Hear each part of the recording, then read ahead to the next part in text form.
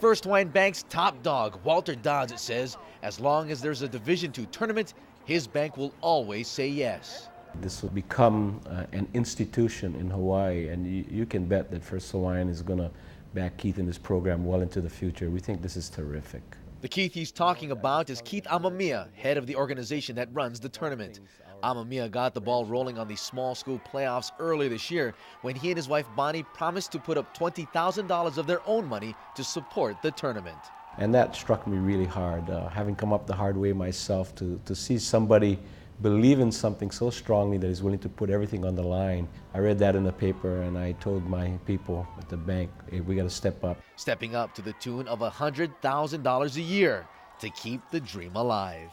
When Mr. Dodds and his bank signed on to help us out, it opened the floodgates, almost literally, to get other secondary sponsors. First, football players needed to hop from island to island.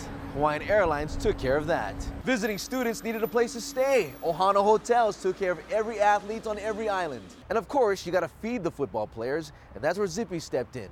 Zippy's provided all the meals for visiting neighbor island schools like Lahaina Luna. So, once again, history will show the local community rallied, stepped it up to help Hawaii's student athletes, like the student athletes you see behind me.